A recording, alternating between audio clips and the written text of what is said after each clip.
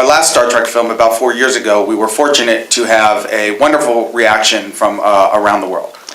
Когда мы выпустили наш первый фильм 4 года назад, нам повезло, что зрители так тепло приняли его.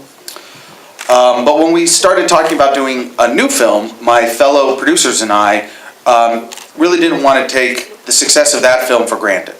И когда мы принялись за разработку новой части, мы не хотели принимать тот успех, который у нас уже был, за должное. We knew if we were going to do a new film, we had to earn doing a new film. Да, «Аватар» прекрасно выглядел в 3D и был очень успешным, но многие фильмы после этого просто использовали фильм 3D, чтобы как бы прокатиться на волне успеха «Аватара».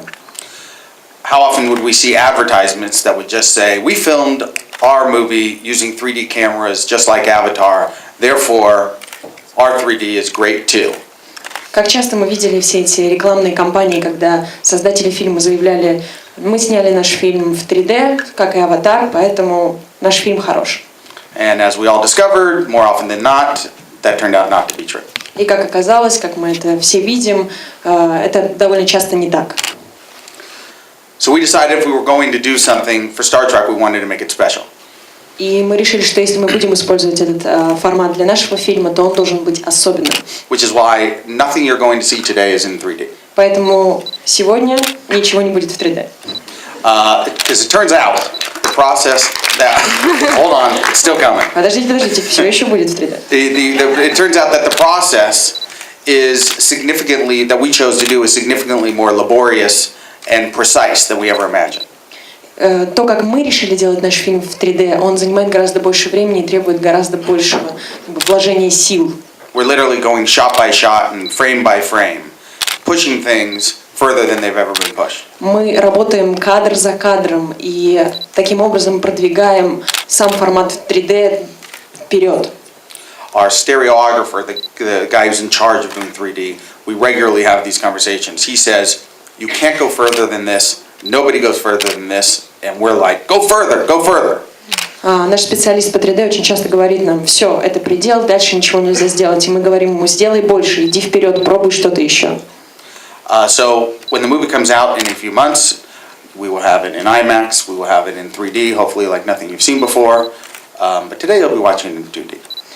И надеемся, что через пару месяцев, когда наш фильм выйдет на экраны, и в IMAX, и в 3D, вы увидите работу, которую мы проделали для него. Но сегодня все будет в 2D. And we also knew that if we were making this film, it would be a film that had to work for people who had never seen Star Trek.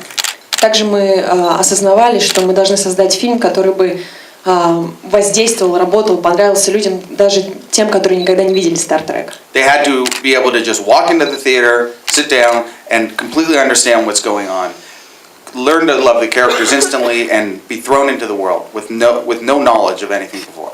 Мы хотели, чтобы они зашли в кинотеатр, сели, начали смотреть фильм и сразу все понимали, чтобы они полюбили персонажей, чтобы они попали в этот мир и чувствовали себя в нем комфортно, а не так, как будто они ничего о нем не знают. We didn't want it to be a sequel, we wanted it to be its own film. Мы не хотели, чтобы это был сиквел, мы хотели, чтобы он был отдельно стоящим фильмом. So we felt if we could do all of those things without compromising, we would make a film for everyone. Поэтому, создавая фильм, не признавая никаких компромиссов, мы хотели сделать фильм для всех. Well, not everyone. Не для всех.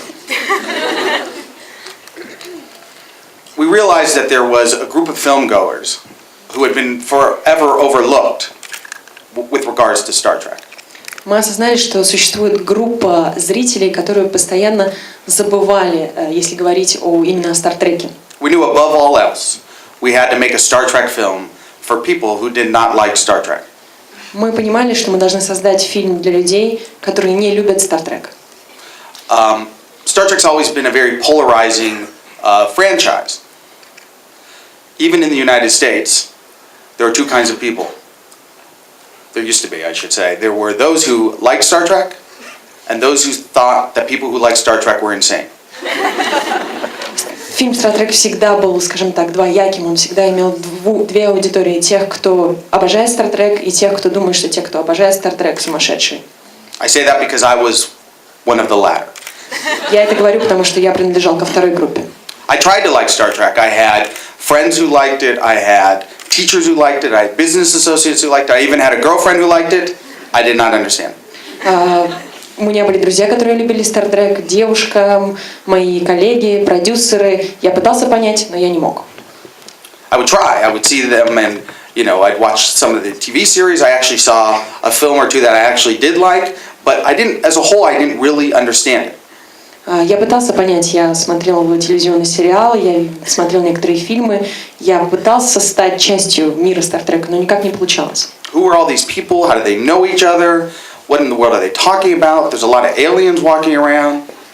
Кто все эти люди, о чем не говорят? Очень много инопланетян ходят вокруг. В общем, ничего не понятно. How come other films I liked had in Hollywood had like big giant, you know, huge action scene after action scene and big, you know, space battles, and Star Trek was mostly just people talking to each other on a big television screen. Все остальные фильмы, которые я любил, у них были большие экшн-сцены, баталии, битвы, а Стартрек для меня в основном это были говорящие головы друг с другом.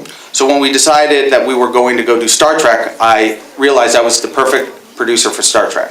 И когда мы начали работать со Стартреком, я понял, что я был идеальным продюсером для этого фильма. Because I did not like Star Trek. Потому что он мне не нравился. But damn it, I was going to make a film that I did like. Но я собирался сделать фильм, который мне понравится.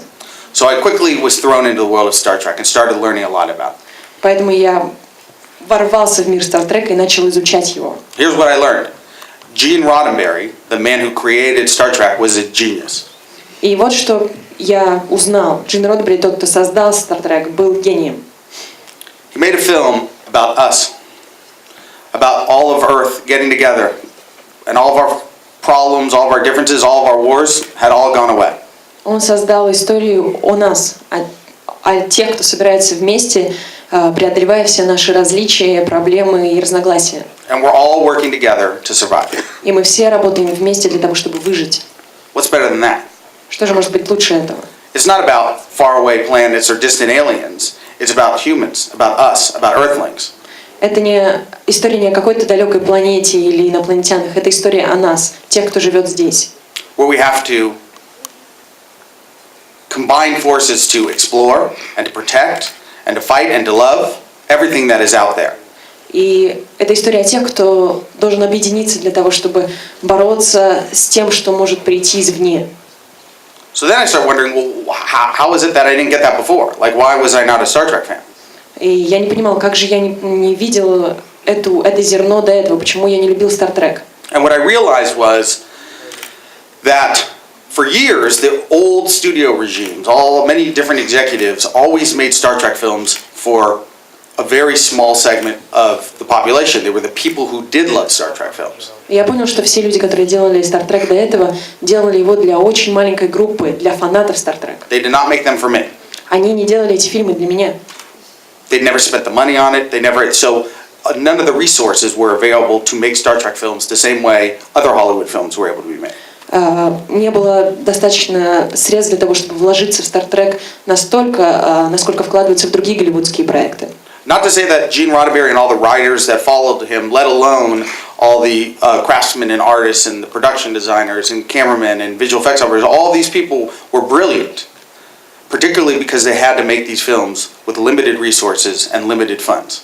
Я не говорю о том, что все люди, которые работали над Стартреком, начиная от Джима Родденберри, заканчивая операторами, специалистами по визуальным эффектам, не были хорошими профессионалами.